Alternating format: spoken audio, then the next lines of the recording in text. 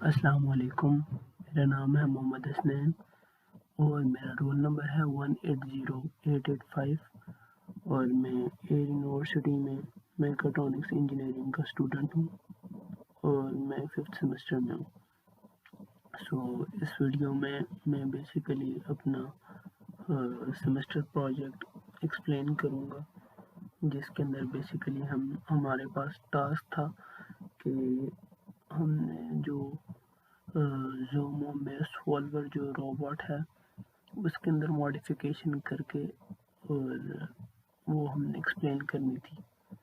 सबसे पहले मैं आपको ले चलता हूँ प्रोटियस के ऊपर, जहाँ पे बेसिकली ये हमारे पास सर्किट है। ये सर्किट हमारे पास सैम्पल प्रोग्राम से लिया गया है। जो प्रोटियस के अंदर हमारे पास सैम्पल प्रोग्राम्स होते हैं, उसमें एक ये सॉफ्टवेयर भी है हमारे पास, जिसके थ्रू हम कर सकते हैं। रुको मैं आपको ये एक्सप्लेन दिखाता हूँ कि ये मैंने कैसे किया।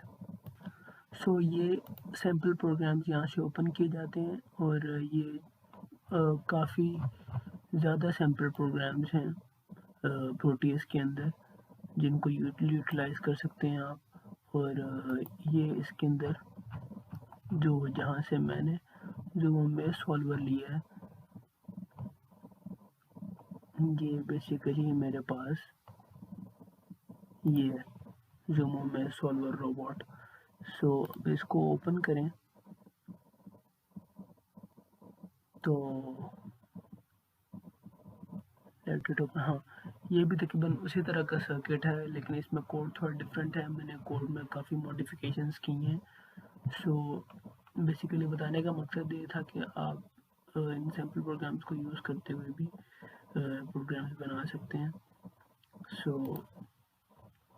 ये मेरा अपना जो प्रोजेक्ट है ये वाला है। इसके अंदर बेसिकली ये मेरे पास आर्डिनो है, आर्डिनो यूनो, और ये हमारे पास ज़ूमो रोबोट है, ये SD कार्ड है और ये वर्चुअल टर्मिनल है। बेसिक जो हमारा टास्क था, इस मैं पहले भी एक बार बता चुका हूँ कि इस टास्क के अंदर हमने करना ये था कि SD कार्ड को इंटरफेस करना था ज़ूमो के साथ, और साथ ही में ज़ूमो जो पाथ फॉलो कर रहा है, ज़ूमो लाइन जो मेश सॉल्वर है। मेश सॉल्वर बेसिकली ये है कि हमने डिफरेंट पाथ्स मल्टी पाथ वाला एक हमने पाथ जनरेट करना है, जिसके अंदर हमारा रोबोट सेंसिंग करके अपने स्टार्टिंग पॉइंट से अपने फाइनल पॉइंट पे जाए। जैसे कि हमें इस वाले के अंदर जो इंस्ट्रक्टर ने हमें प्रोवाइड किया था वो ये पाथ था कि इसका ये स्टार्टिंग पॉइंट है और ये टारगेट पॉइंट है। ये तमाम पाथ से होते हुए यहाँ तक पहुँचेगा। बेसिकली ये मेरा सॉल्विंग है।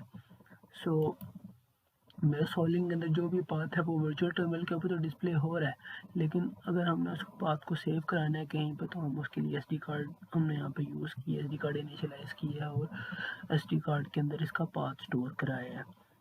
बेसिकली हमारा टास्क ये था। टास्क को परफॉर्म करने के लिए, सिमुलेट करने के लिए, जो हमारे पास सबसे पहले जो 2 स्टेप्स करने बहुत इंपॉर्टेंट होते हैं वो ये कि सबसे पहले तो हमने पाथ का जो मैप है वो हमने इंसर्ट करना होता है। मैंने ऑलरेडी किया हुआ है, लेकिन मैं एक बार दोबारा कर देता हूँ। और सेकंड पॉइंट ये होता है कि हमने SD कार्ड के अंदर इमेज फाइल स्टोर करानी होती है। इमेज फाइल भी मैं एक बार स्टोर करा देता हूँ और इसका मैं आपको पूरा प्रोसीजर बताता हूँ कि बेसिकली इमेज फाइल बनती कैसे है। मैंने इसका स्टोर करा दी और लेट मी शो यू कि हाउ इट वर्क्स। सबसे पहले ये सॉफ्टवेयर मैंने इंस्टॉल किया है विनिमेज के नाम से, आपको नेट पे मिल जाएगा। ओपन सोर्स सॉफ्टवेयर है और गो कि ये सब्सक्रिप्शन वाला है। 30 डेज़ का ट्रायल होता है, उसके बाद सब्सक्रिप्शन लेनी पड़ती है। हमें यूजुअली इतना काम नहीं होता है स्टूडेंट, तो हम एक बार कर लेते हैं। अगर सब्सक्रिप्शन अगर इसकी एंड होती है तो हम दोबारा रीइंस्टॉल कर लेते हैं इसको। मैंने इसको ओके किया। अब यहाँ से मैं न्यू फाइल में जब जनरेट करता हूँ तो मेरे पास फॉर्मेट हैं, डिफरेंट फॉर्मेट्स हैं जिनकी फ़ाइल में जनरेट कर सकता हूँ। मेरी फ़ाइल ऑलरेडी जनरेटेड है, तो मैं उसी को ही ओपन करूँगा। ज़ूमो के नाम से मेरी फ़ाइल है। इसके अंदर ये daq.txt के नाम से मैंने एक फ़ाइल सेव की हुई है जो टेक्स्ट फाइल है। और इस फाइल को अगर मैं एक्सट्रैक्ट करूँ तो इसके अंदर बेसिकली वो पाथ है जो मैंने अपनी लास्ट सिमुलेशन के अंदर इसके तो स्टोर कराया था। सो अब चूँकि मैं एक बार नई सिमुलेशन बना रहा हूँ, सो मैं इस पाथ को कर दूँगा डिलीट और यहाँ पे एक नया टेक्स्ट फाइल जो है वो इंजेक्ट करूँगा। ये मैंने एक नई टेक्स्ट फाइल इसके अंदर इंजेक्ट कर दी। सो अब मैं चलूँगा अपने सिमुलेशन की तरफ दोबारा और मैं देखूँगा कि सिमुलेशन रन करके देखूँगा क्या है मेरा प्रोग्राम रन हो रहा है या नहीं। सो मैंने दोबारा प्रोटीज ओपन किया और यहाँ से मैं अपने प्रोग्राम में आ गया, अपने प्रोजेक्ट में आ गया और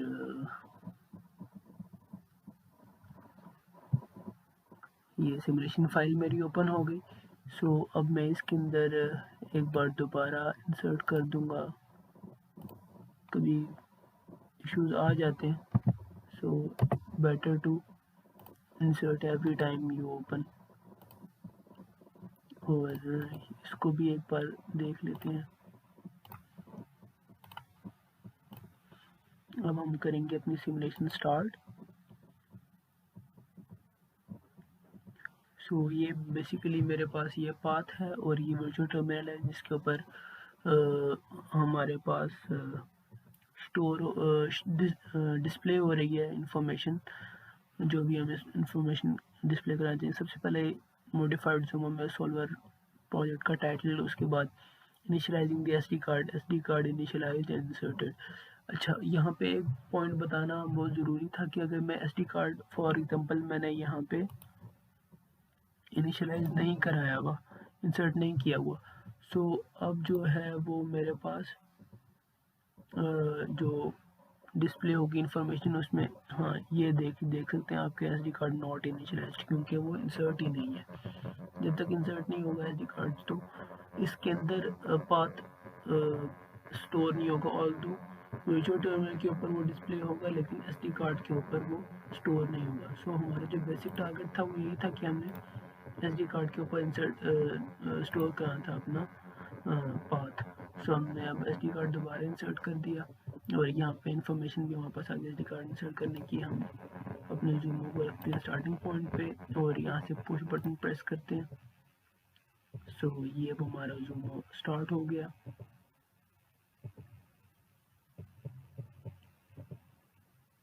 सो ये अब जो पाथ ये फॉलो करता रहेगा वो हमारे पास वर्चुअल टर्मिनल के ऊपर डिस्प्ले होता रहेगा और साथ ही साथ ये एसडी कार्ड के ऊपर भी स्टोर होगा।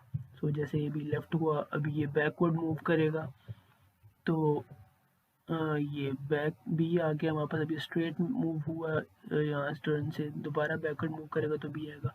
सो इस तरह ये पाथ डिस्प्ले भी हो रहा है और साथ साथ एसडी कार्ड के ऊपर स्टोर भी हो रहा है। साथ साथ आपको मैं इसके बारे में बताता चलूँ कि ये जो ज़ूमो रोबोट है इसके अंदर बेसिकली 6 सेंसर्स होते हैं हमारे पास, 0, 1, 2, 3, 4, 5 एंड 6। इसके अंदर जो सेंसर नंबर 0 है और सेंसर नंबर 5 है, ये बेसिकली लेफ़्ट राइट सेंसर्स को रोटेट कराने के लिए होते हैं, मोटर को लेफ़्ट राइट रोटेट कराने के लिए होते हैं, और जो मिडल के जो 4 सेंसर्स हैं ये स्ट्रेट मूव कराने के लिए होते हैं। सो आगे हम कोड में देखेंगे कि ये कैसे वर्क कर रहे हैं। सो सबसे पहले हम इसकी सिमुलेशन एंड होने का वेट कर लेते हैं कि ये जब तक अपना पाथ फॉलो एंड तक कर ले और उसके बाद हम देखेंगे कि आया एसडी कार्ड के ऊपर ये वैल्यू स्टोर हुई है या नहीं हुई। सो अभी जैसे कि हम देख सकते हैं ये बैकवर्ड मूव करेगा तो बी आया, इस टर्न से ये स्ट्रेट निकल गया तो ये एस स्ट्रेट का अगेन बैकवर्ड मूव करेगा, सो बी, और उसके बाद लेफ़्ट और अगेन लेफ़्ट और उसके बाद ही अपने फिनिश पॉइंट पे आ गया। सही।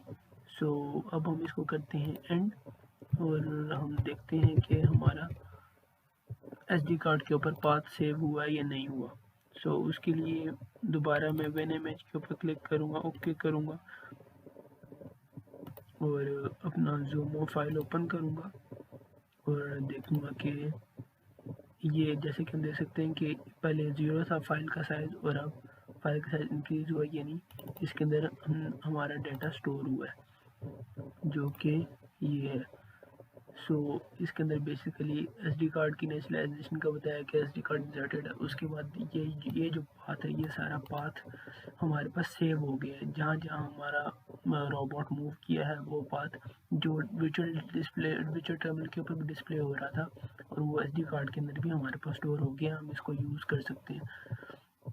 सो ये था बेसिकली हमारा सारा सिमुलेशन। सो अब हम चलेंगे कोड की तरफ।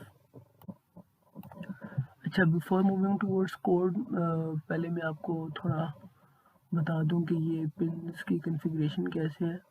सो सबसे पहले जूमो के ऊपर हम आते हैं। जूमो के अंदर ये जो हमारे पास 6 सेंसर्स हैं, इनके अंदर डिफरेंट पिन्स हमारे पास जो लगी हुई हैं, कुछ एनालॉग पिन्स लगी हुई हैं, कुछ डिजिटल पिन्स लगी हुई हैं।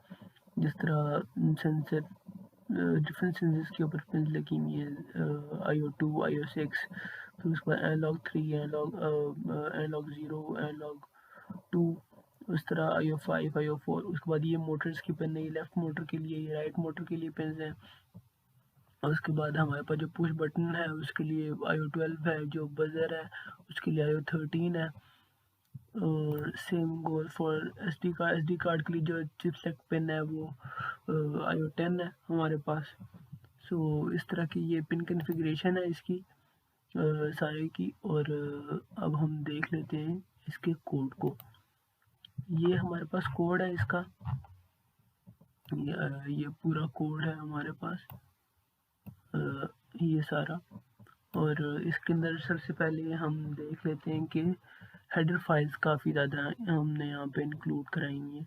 बेसिकली जो बिल्ट इन आता है उसमें ये हेडर फाइल्स होती हैं। जो हमने एक्स्ट्रा से ऐड की हैं वो एक SD कार्ड की हेडर फाइल ऐड की है, और ये एक SPI सीरियल कम्युनिकेशन के लिए ये 2 हेडर फाइल्स हमने ऐड की हैं। बाकी अगर आप ज़ूमो बिल्ट इन वाला यूज़ करते हैं सैम्पल प्रोग्राम, उसके अंदर भी बाकी आपको हेडर फाइल्स मिल जाएंगी। सो हेडर फाइल्स के अंदर जो इम्पोर्टेंट जो मेन हेडर फाइल्स हैं वो ये मोटर की हेडर फाइल है, मोटर्स के लिए ये हेडर फाइल है। उसके अलावा ये हेडर फाइल बजर के लिए है, और ये हेडर फाइल सेंसर्स के लिए है, QTR सेंसर्स के लिए। उसके अलावा ये हेडर फाइल पुश बटन के लिए है, ये वाली पुश बटन के लिए ये वाली हेडर फाइल है। और उसके बाद जूमो रिफ्लेक्टेंस सेंसर्स का जो अरे है उसके लिए जो हेडर फाइल है वो ये है। सो जो पिन कन्फिग्रेशन जो मैंने आपको पहले बताई है वो पिन कन्फिग्रेशन बेसिकली ये रिफ्लेक्टेंस सेंसर अरे वाली हेडर फाइल के अंदर मौजूद है। सो इस तरह ये हेडर फाइल्स हम यहाँ पे यूज़ करते हैं अपने मेन के अंदर, और इन हेडर फाइल्स के जो फंक्शंस हैं उनको हम ज़रूरत पड़ने पे हम अपने ये मेन के अंदर कॉल करते हैं। सो मेन के अंदर सबसे पहले हम आ गए सेंसर्स। सबसे पहले हम डेफिनेशंस के ऊपर आ गए, हमने काफ़ी डेफिनेशंस डाली हुई हैं यहाँ पे। जैसे सबसे पहले ये डेफिनेशन है हमारे पास सेंसर के थ्रेशोल्ड की, कि हमें थ्रेशोल्ड बेर मिनिमम सेंसर्स की रेंज कितनी रखनी है, तो हमने वो 300 रखी है। उसके बाद अबव लाइन का कॉन्सेप्ट ये है कि इसमें हमें पता चल जाता है कि सेंसर्स का थ्रेशोल्ड अगर ज़्यादा होगा, अगर कम होगा अबव लाइन से, तो हमारा जो जूमो है वो रिवर्स डायरेक्शन यानी रॉन्ग डायरेक्शन पे चलना शुरू हो जाएगा। और अगर ये कम रहेगा, जब ये कम रहेगा, थ्रेशोल्ड ज़्यादा रहेगा, तो वो जूमो हमारा अपना एक जो डिजायर्ड पाथ है उसी के ऊपर ही चलेगा। ये टर्न स्पीड आ गई हमारे पास 300। इस तरह ये जो नॉर्मल स्पीड है सेंसर के रोबोट के मूव करने की, ये 300 स्पीड है। और ये लाइन थिकनेस है जो हमारे पास, ये जो पाथ है इसकी लाइन थिकनेस है ये बेसिकली। सो ये अगर इसको हम बढ़ाएंगे कम करेंगे, it depends on the sensors and all that thing.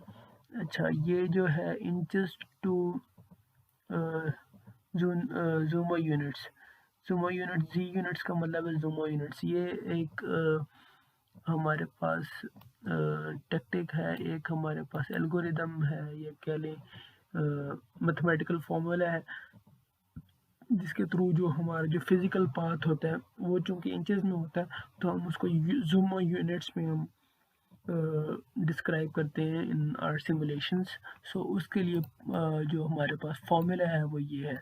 सो इसके अकॉर्डिंग ये इंचेस से ज़ूम यूनिट्स में कन्वर्ट होता है। उसके बाद आगे एक ये है ओवरशूट का है डेफिनेशन कि लाइन थिकनेस और इंचेस को हम मल्टीप्लाई करते हैं, आपस में डिवाइड बाय स्पीड करते हैं, तो हमारे पास ओवरशूट की वैल्यूज आती हैं। सो इस तरह उसके बाद ये बजर का फंक्शन हमने कॉल कराया बजर वाली हेडर फाइल से। फिर ये अरे रिफ्लेक्टेंस सेंसर वाला फंक्शन कॉल कराया from that header file. Similarly for Motors and push buttons के लिए भी सेम हमने क्या उसे कहते हैं उन्हीं के जो हेडर फाइल्स हैं रिस्पेक्टिव हेडर फाइल्स वहाँ से हमने फंक्शन उठाए। और लास्ट में हमने पुश बटन को जो है इनिशियलाइज करा लिया 12। इनफैक्ट यहाँ पे 12 है, सो पिन नंबर 12 के साथ हमने कन्फिगर कर लिया अपना पुश बटन।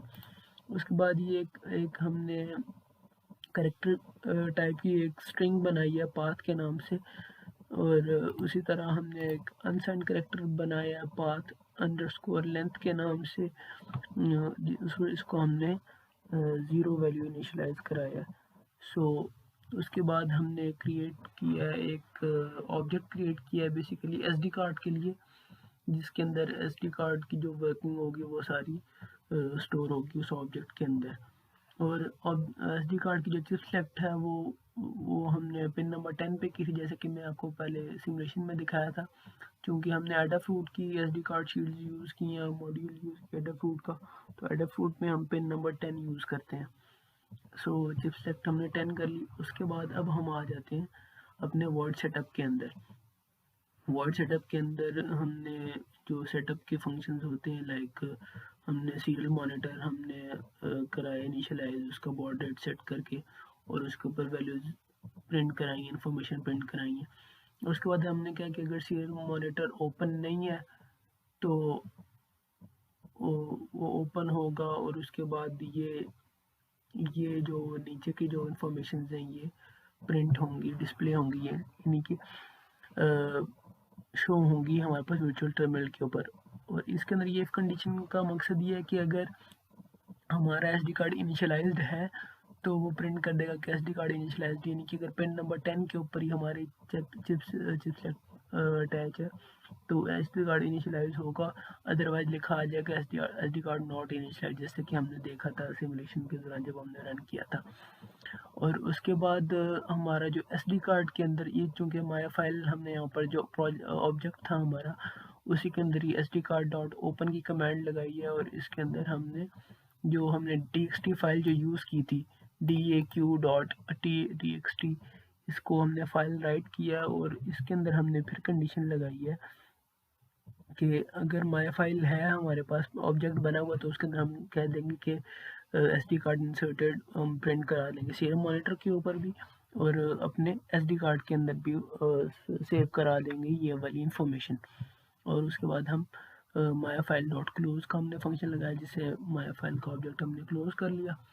और अगर एल्स है यानी एसडी कार्ड अगर इंसर्टेड नहीं है तो वो कह देगा कि एसडी कार्ड नॉट इंसर्टेड या इंसर्ट दी एसडी कार्ड। और पुश बटन तो हमने दोनों कंडीशन में प्रेस किया था रन के दौरान, सिमुलेशन रन के दौरान के अगर एसडी कार्ड इंसर्टेड था या नहीं था। हमारा जूमो तब भी काम कर रहा था, इसलिए हमने पुश बटन के लिए जो इंफॉर्मेशन है वो हमने इंसर्ट कराई है कि press the push button to let the Zumo work. So उसके बाद ये एक स्ट्रिंग यूज़ की है 6 साइज की सेंसर्स के लिए, अनसाइंड इंट उसके अलावा ये बाकी भी इनिशियलाइज काउंट के नाम से, लास्ट स्टेटस के नाम से, टर्न डायरेक्शन के नाम से। उसके बाद ये हमने बजर के लिए यूज़ किया, जो हमारा स्टार्टिंग पॉइंट पे बजर होता है, जब जूमो स्टार्ट होता है तो ये बजर बजता है। उसके बाद हमने रिफ्लेक्टेंस सेंसर डॉट इनिशियलाइज का फंक्शन इनिशियलाइज कराया। ये हमारे पास ही जो जूमो रिफ्लेक्टेंस सेंसर अरे का जो हेडर था इससे हमने यूज़ किया। उसके बाद motor set speeds is equal to 0 0, starting में 0 0 मोटर्स की स्पीड है, और उसके बाद हमने यूज़ किया है हेडर फाइल, यहाँ से ज़ूमो मोटर की हेडर फाइल से हमने ये फंक्शन यूज़ किया है। उसके बाद डिले, और उसके बाद हमने जो डिजिटल पिन 13 है उसको हाई कराया फॉर कैलिब्रेशन मोड, जिससे कैलिब्रेशन मोड ऑन करने के लिए।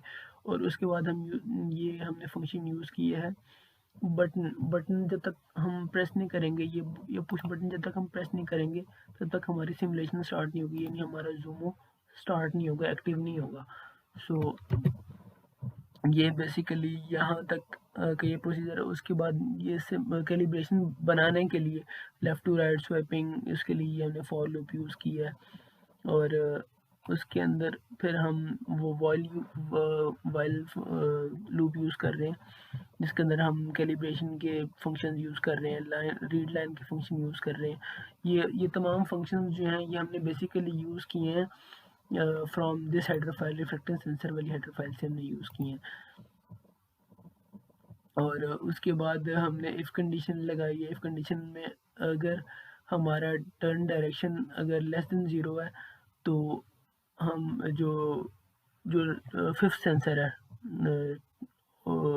राइट मोस्ट सेंसर जो हमारा है, उसको हम लास्ट सेंसर से उसकी पावर, लास्ट सेंसर की पावर वो कर लेंगे, और last sensor is equal to sensor 0 कर लेंगे। सो सेंसर 5 कर लेंगे। सो बेसिकली इसका ये मकसद ये है कि जो राइट मोस्ट सेंसर है वो अगर लाइन पे नहीं है तो लाइन पे आ जाएगा, अगर एल्स है तो जो लेफ्ट मोस्ट सेंसर है वो अगर लाइन पे नहीं है तो लाइन पे आ जाएगा।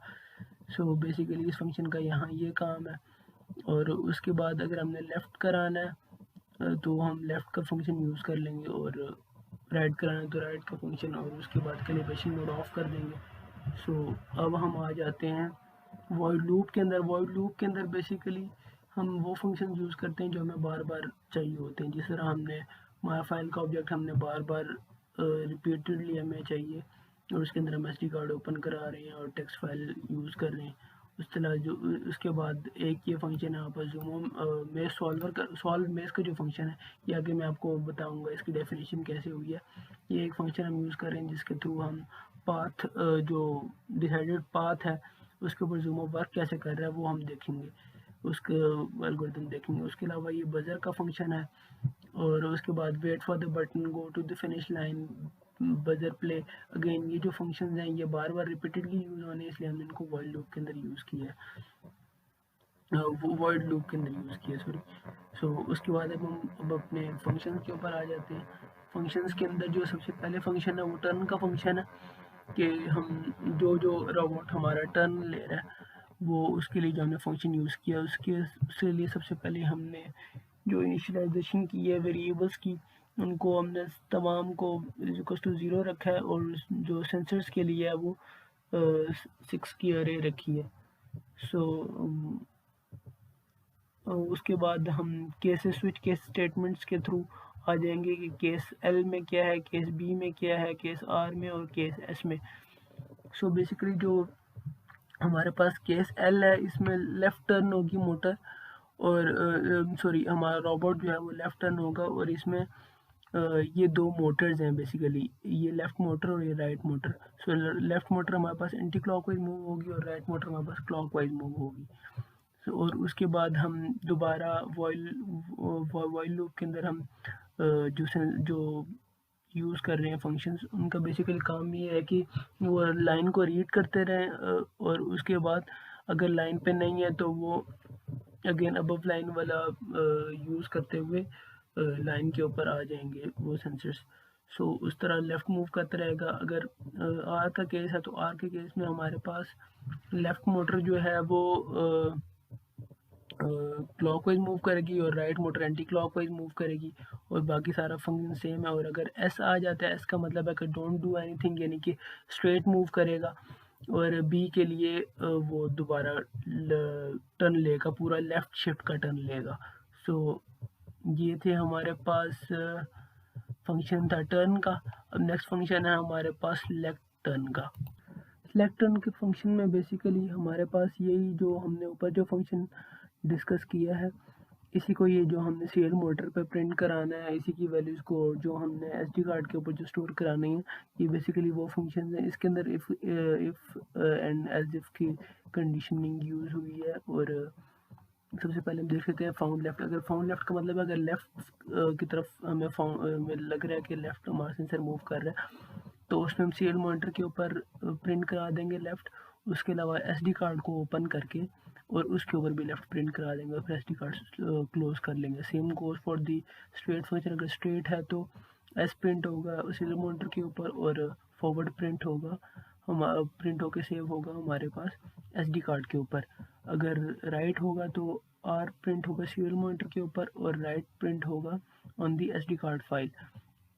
एंड लास्टली जो हमारे पास बी प्रिंट होगा अगर बैकवर्ड है, सबसे एल जी यानी सबसे लास्ट वाला अगर बैकवर्ड है, और एस डी कार्ड के ऊपर बैक प्रिंट होगा और स्टोर होगा। सो ये फंक्शन था हमारे पास लेफ्ट टर्न का। नेक्स्ट फंक्शन हमारे पास है फॉलो सेगमेंट। फॉलो सेगमेंट के अंदर बेसिकली हम position sensors offset from the centre power difference ये हम देखते हैं कि बेसिकली हमारे पास जो ज़ूमो है वो सही पैटर्न सही सेगमेंट फॉलो कर रहा है या नहीं कर रहा। बेसिकली जो हमारा ज़ूमो है वो मेज़ को डिवाइड कर लेता है डिफरेंट सेगमेंट्स के अंदर, और जिस सेगमेंट में वो एट दैट मोमेंट होता है वो वहाँ से लेफ़्ट या राइट होने के लिए जो अगर दो पाथ के दरमियान अगर ज़ूमो अगर आ गया तो वो सेगमेंट्स बनाया था। पहले एक सेगमेंट की तरफ एंटर होता है, फिर दूसरे सेगमेंट की तरफ एंटर होता है, और उसके अंदर जो पोजीशनिंग और जो सेंसर्स का जो भी अमल दखल है उनकी कंट्रोलिंग के लिए हम ये फंक्शन बनाते हैं फॉलो सेगमेंट के नाम से। और इसके अंदर हम बाकी फंक्शंस कॉल करते हैं डिफरेंट लाइब्रेरी से।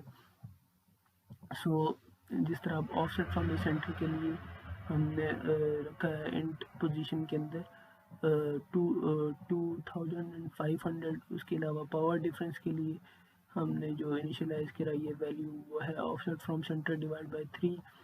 उसके बाद हमारे पास ये कंडीशनिंग आ गई है कि अगर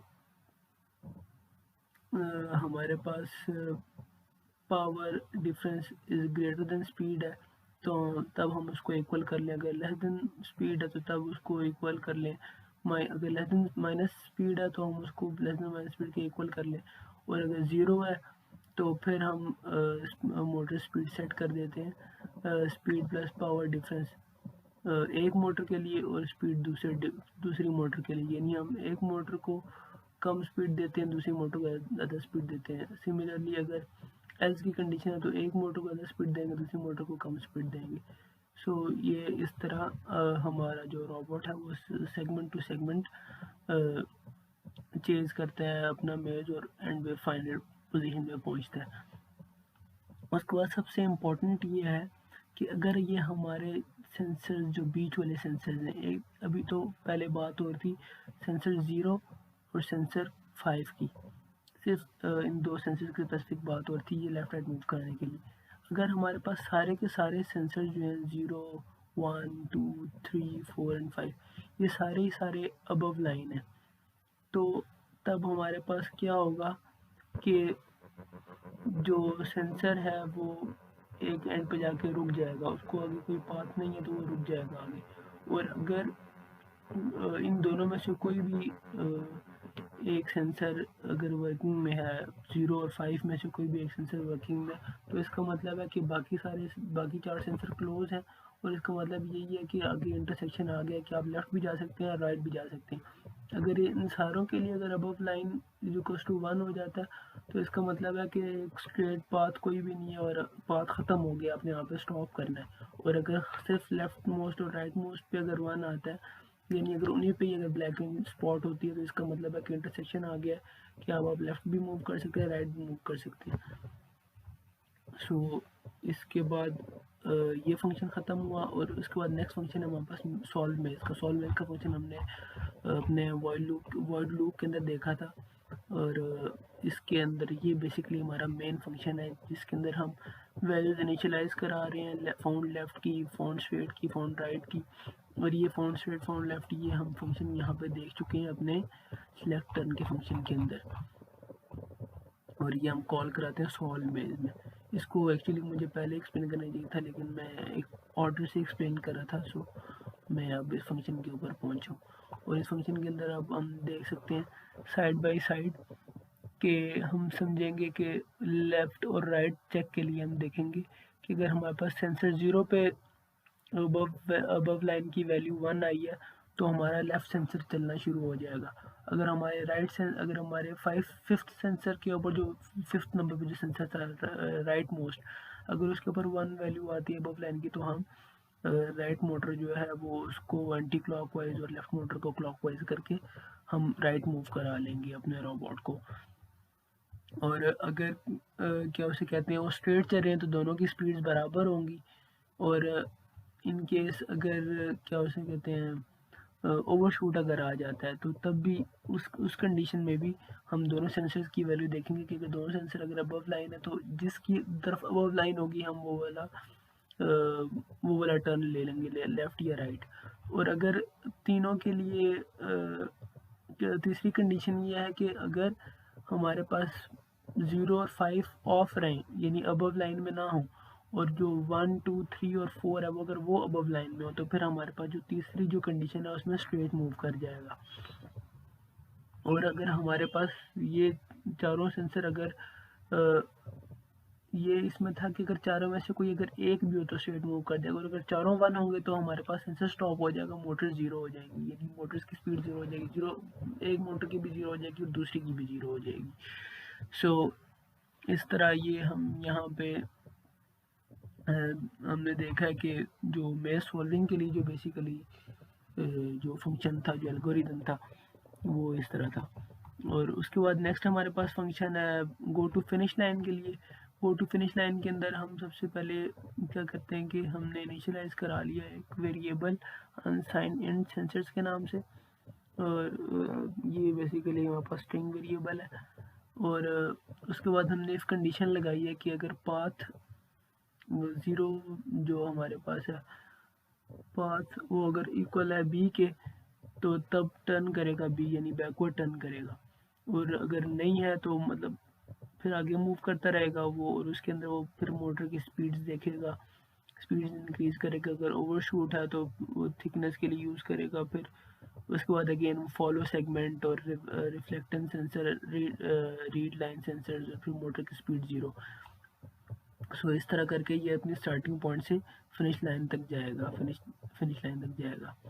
और उसके बाद सिंप्लीफाई पाथ सिंप्लीफाई करने के लिए हमने यहाँ पे कंडीशंस यूज़ की हैं, एंगल्स यूज़ किए हैं। अगर राइट एंगल का केस है, अगर मतलब राइट मूव करने का केस है तो उसमें 90 डिग्री का शिफ्ट होगा, अगर लेफ़्ट मूव करने का तो 270 डिग्री का शिफ्ट होगा, और अगर बैकवर्ड मूव करना है तो 180 डिग्री का शिफ्ट होगा। सो इस तरह हमने पाथ को सिंप्लीफाई कर लिया हमारे पाथ्स, यानी कि ताकि हमारा मेज़ जो सॉल्व है वो बेहतर तरीके से हो जाए। और इसमें जो टोटल एंगल होता है वो बेसिकली 360 रिमाइंडर ऑफ 360 है टोटल एंगल के। और इसके अंदर जब टोटल एंगल के लिए जो हम केसेस देखते हैं उसमें केस 0 के अंदर हमारे पास पाथ लेंथ -3 जो है वो हमारे पास स्ट्रेट लाइन के लिए है। अगर 90 डिग्री के लिए देखा जाए तो राइट वाला केस है, अगर 180 डिग्री के लिए बैकवर्ड वाला जैसा हमने ऊपर देखा था, और 270 के लिए हमारे पास लेफ्ट है। और इस तरह ये अब हमारे पास कंप्लीट हुआ। जो लास्ट फंक्शन था ये बेसिकली सिंप्लीफाई के लिए था, पाथ सिंप्लीफिकेशन के लिए ये मेज सॉल्वर का फंक्शन था हमारे पास। उसके बाद ये हमारे पास फॉलो सेगमेंट था, ये सिलेक्ट टर्न था, ये हमारे पास था टर्न का, ये मेन फंक्शन था। तो इस तरह मैंने आपको सारा कोड एक्सप्लेन कर दिया। और इस पूरे कोड के अंदर जो भी फंक्शन यूज़ हुए हैं वो या तो हमने क्रिएट किए हैं या फिर हमने हेडर फाइल से उठाए, या डिफरेंट हेडर फाइल्स जितनी भी है ये 5 हेडर फाइल, इनके अंदर जो फंक्शंस पड़े हुए थे उनके अंदर से हमने ये उठाए हैं। सो ये था मेरी आज की वीडियो। बेसिकली एक बार दोबारा आपको रिफ्रेश कर दूं कि ये फाइनल प्रोजेक्ट था माइक्रो कंट्रोलर एम्बेडेड सिस्टम का, और प्रोजेक्ट था मॉडिफाइड मेज सॉल्वर, जिसके अंदर हम एक नॉर्मल मेज सॉल्वर की जो पाथ है उसको SD कार्ड के अंदर स्टोर कराए थे, ये हमारा काम था। सो ये दैट्स ऑल फॉर टुडे। अगर किसी को कोई क्वेश्चन है तो काइंडली मुझे कमेंट बॉक्स में ज़रूर बताइएगा, आई वुड अप्रिशिएट। और अगर इन केस किसी को कोई ज़्यादा क्यूरी है तो मैं अपना ईमेल एड्रेस नीचे डिस्क्रिप्शन में शेयर कर दूँगा, सो आप मुझे ईमेल भी कर सकते हैं। So that's all from today. फिर मिलते हैं किसी नेक्स्ट वीडियो में, तब तक के लिए अल्लाह हाफ़िज़।